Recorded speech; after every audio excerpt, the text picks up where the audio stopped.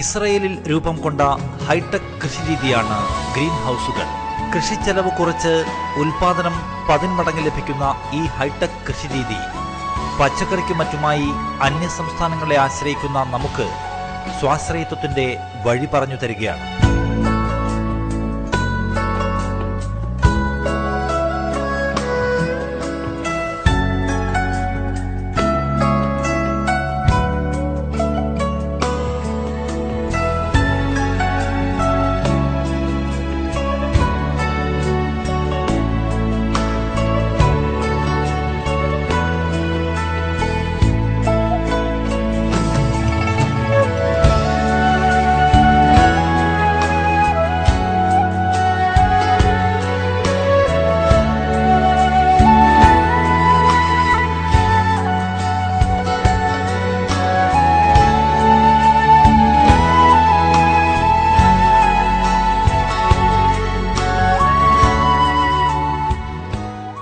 നമ്മുടെ സംസ്ഥാന ഗവൺമെൻറ് ഈ വർഷം ബജറ്റിൽ ഒരു വലിയ തുക ഹൈടെക് കൃഷിക്കായിട്ട് നീക്കിവെച്ചിട്ടുണ്ട്.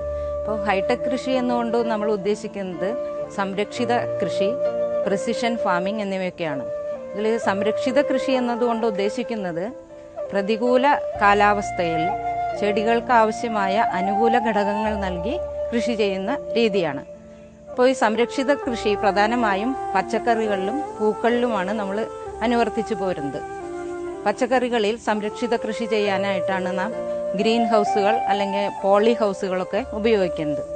അപ്പോൾ ഈ ഗ്രീൻ ഹൗസുകൾ തന്നെ അവയുടെ നിർമ്മാണ ചെലവ് അനുസരിച്ചും അവയുടെ മേൽക്കൂര അനുസരിച്ചും പല പേരുകളിൽ അറിയപ്പെടുന്നുണ്ട്. പോളിത്തീൻ ഷീറ്റ് കൊണ്ട് കവർ ചെയ്ത ഗ്രീൻ ഹൗസിന് പോളി ഹൗസ് എന്നും, വെറും കീടവല കൊണ്ട് ആവരണം ചെയ്ത പോളി ഹൗസിനെ നെറ്റ് ഹൗസ് എന്നുമാണ് നമ്മൾ പറയുന്നത്. ഇതിൽ പോളി ഹൗസുകൾ തന്നെ 2 തരത്തിലുണ്ട്. ചെലവ് കുറഞ്ഞവയും വാണിജ്യാടിസ്ഥാനത്തിൽ ഉണ്ടാക്കുന്നവയും. ഈ സ്വയം നിർമ്മിത പോളി ഹൗസുകൾ താരതമ്യേന ചെലവ് കുറഞ്ഞതാണ്.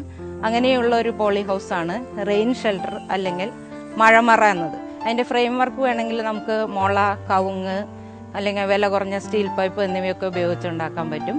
മേൽക്കൂര ആവരണം ചെയ്യാനായിട്ട് സാധാരണ 200 മൈക്രോൺ കനമുള്ള UV സ്റ്റെബിലൈസ്ഡ് ഷീറ്റാണ് ഉപയോഗിക്കുന്നത്.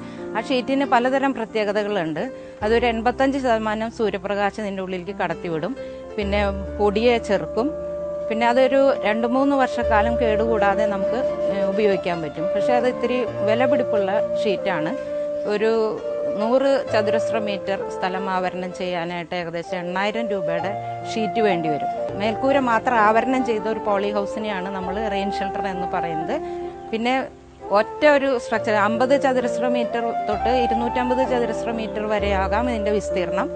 പിന്നെ ഇതിൻ്റെ ഷേപ്പ് നെടുമ്പുരയുടെ ആകൃതിയിലാണ് സാധാരണ ഉണ്ടാക്കുന്നത്. അതായത് അതിൻ്റെ വെള്ളം, നമ്മുടെ കേരളത്തിൽ മഴ കൂടുതലുള്ള കാരണം വെള്ളം വാർന്നു പോകാനായിട്ട് 2 വശത്തോട്ടും ചെരിച്ചിറക്കിയാണ് ഇത്തരം മഴമറകൾ നിർമ്മിക്കുന്നത്.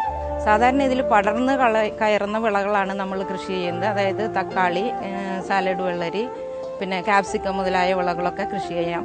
അതായത് മുകളിലോട്ടുള്ള സ്പേസും കൂടെ യൂട്ടിലൈസ് ചെയ്ത് അത് മാക്സിമം സൂര്യപ്രകാശം ഉപയോഗിക്കാൻ വേണ്ടിയാണ് പടർന്നു കയറുന്ന വിളകൾ നമ്മൾ കൃഷി ചെയ്യുന്നത്. അപ്പോൾ പിന്നെ ഇതിൻ്റെ ഒരു അഡ്വാൻറ്റേജ് എന്താണെന്ന് വെച്ചാൽ നമുക്ക് സാധാരണ തക്കാളി അല്ലെങ്കിൽ സാലഡ് വെള്ളരിയൊക്കെ നമ്മൾ മഞ്ഞുമാസങ്ങളിൽ പുറത്ത് കൃഷി ചെയ്യണത്. അപ്പോൾ മഴക്കാലത്ത് ഇത്തരം ഒരു പോളി ഹൗസ് ഉണ്ടെങ്കിൽ നമുക്കൊരു അധിക വിള കൂടി എടുക്കാൻ പറ്റും. തക്കാളി അല്ലെങ്കിൽ ചെറിയ തക്കാളി, ക്യാബേജ്, സാലഡ് വെള്ളരി, ചുവന്ന ചീര, അതൊക്കെ അധിക വിള എടുക്കാൻ പറ്റുന്ന ഇവിടെ നടത്തിയ പഠനങ്ങൾ നമുക്ക് തെളിയിച്ചു തന്നിട്ടുണ്ട്.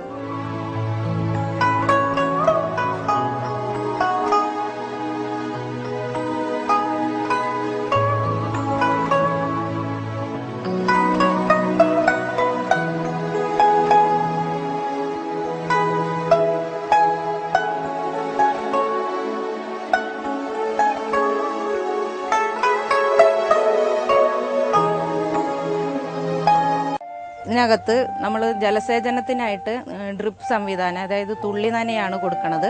പിന്നെ വേനൽക്കാലം നമുക്കിത് റെയിൻ ഷെൽട്ടർ എന്നാണ് ഇതിൻ്റെ പേരെങ്കിലും നമുക്കിത് വേനൽക്കാലത്തും ഉപയോഗിക്കാൻ പറ്റും.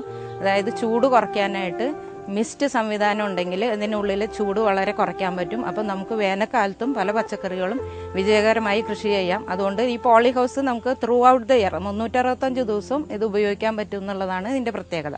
പിന്നെ ഹൈടെക് പോളി ഹൗസ് എന്ന് പറഞ്ഞാൽ അത് വിദേശ സാങ്കേതിക വിദ്യ ഉപയോഗിച്ച് ഉള്ള പോളി ഹൗസുകളാണ്. അപ്പോൾ അതിനകത്ത് ഇൻവെസ്റ്റ്മെൻറ്റ്, അതിൻ്റെ മുതൽ മുടക്ക് വളരെ കൂടുതലായിരിക്കും. അപ്പോൾ അതിനനുസരിച്ച് നമുക്ക് ലാഭം കിട്ടണമെങ്കിൽ നമ്മൾ വിദേശ പച്ചക്കറികൾ അതിനകത്ത് കൃഷി ചെയ്യണം.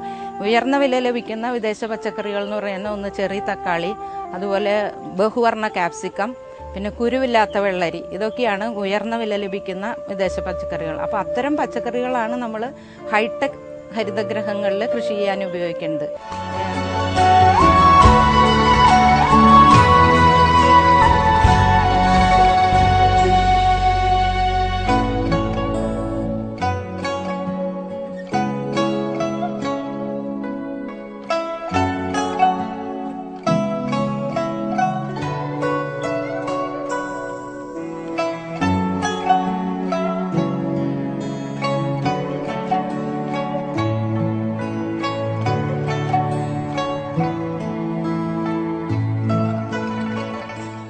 ഒരു 100 ചതുരശ്ര മീറ്റർ വിസ്തീർണമുള്ള ഒരു മഴമറയാണിത്. പിന്നെ 20 മീറ്റർ നീളവും 5 മീറ്റർ വീതിയുണ്ട്. അപ്പോൾ ഇതിൻ്റെ ഒരു ഇനീഷ്യൽ ഇൻവെസ്റ്റ്മെൻ്റ് എന്ന് പറയുന്നത് അറൗണ്ട് ജലസേചന സംവിധാനം അടക്കം നമുക്കൊരു 80,000 രൂപയെ ചിലവ് വരുള്ളൂ. മഴമറകൾ നിർമ്മിക്കാനുള്ള സ്ഥലം തിരഞ്ഞെടുക്കുമ്പോൾ നമ്മൾ 1-2 കാര്യങ്ങൾ ശ്രദ്ധിക്കണം. നല്ല സൂര്യപ്രകാശം കിട്ടുന്ന സ്ഥലത്തായിരിക്കണം അത് നിർമ്മിക്കേണ്ടത്.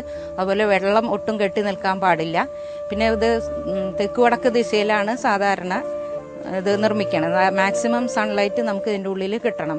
ശരിക്കും 100% സൺലൈറ്റ് പുറത്ത് ലഭിക്കണ വിളകൾക്ക് ഇതിനകത്ത് വരുമ്പോൾ ഒരു 85 മുതൽ 90% വരെ കിട്ടുന്നുള്ളൂ. അപ്പം മാക്സിമം സൂര്യപ്രകാശം കിട്ടത്തക്ക വിധത്തിൽ വേണം ഇത് നമ്മൾ നിർമ്മിക്കേണ്ടത്.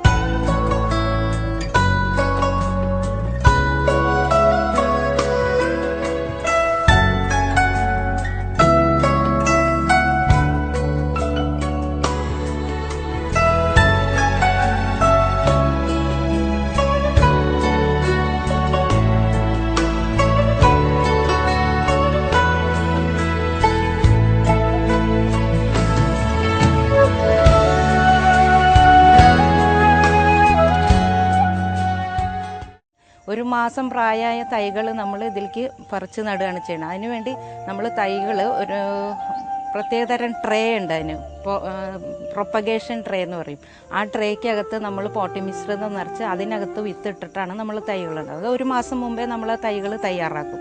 ആ തൈകൾ 1 മാസം പ്രായമായ തൈകൾ ഈ ഇതിനകത്തേക്ക് പറിച്ച് നടുന്നതിന് മുമ്പായിട്ട് ഇവിടെ ഇതിനകത്ത് നന്നായി കിളച്ചൊരുക്കും മണ്ണ്.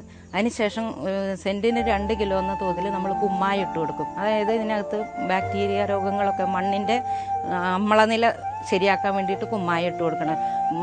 പുളിരസം കൂടുതലുള്ള മണ്ണിലാണെങ്കിൽ ബാക്ടീരിയ രോഗങ്ങൾ കൂടുതൽ വരാനിടയുണ്ട്. പ്രത്യേകിച്ച് തക്കാളിയിൽ ബാക്ടീരിയ വാട്ടൊക്കെ വളരെ രൂക്ഷമാണ്. അപ്പോൾ അങ്ങനത്തെ വിളകൾ നടുമ്പോൾ നമ്മൾ മണ്ണിൽ എന്തായാലും കുമ്മായം ചേർത്ത് കൊടുക്കും. കുമ്മായം ചേർത്ത് കൊടുത്ത് നമ്മൾ നന്നായി കിളച്ച ശേഷം അതിൽ ചാലുകൾ എടുത്തിട്ട് 60 സെൻറ്റിമീറ്റർ അകലത്തിൽ ചാലുകൾ എടുത്തിട്ട് ആ ചാലുകളിൽ ചാണകപ്പൊടി മിക്സ് ചെയ്ത് നന്നായി കിളച്ചെടുക്കുക. അതിനുശേഷം തൈകൾ 60 സെൻറ്റിമീറ്റർ അകലത്തിൽ തന്നെയാണ് നമ്മൾ ചെടികളും നട്ടു കൊടുക്കുന്നത്. നട്ട് ഒരു ആഴ്ച കഴിയുമ്പോൾ നമ്മൾ അതിനകത്ത് രാസവളങ്ങളും ജൈവവളങ്ങൾ നമ്മളെന്താ ജൈവ രീതിയിലാണ് കൃഷി ചെയ്യണമെങ്കിൽ ജൈവവളം ചേർത്ത് കൊടുക്കുക, അല്ലെങ്കിൽ രാസവളം ചേർത്ത് കൊടുക്കാം. ഞങ്ങളിതിനകത്ത് ഞങ്ങളുടെ പാക്കേജ് ഓഫ് പ്രാക്ടീസിൽ പറയുന്ന പോലെ യൂറിയയും ഫോസ്ഫറസും പൊട്ടാഷും 3 തവണയായിട്ട് ഞങ്ങൾ ഇട്ട് കൊടുത്തു.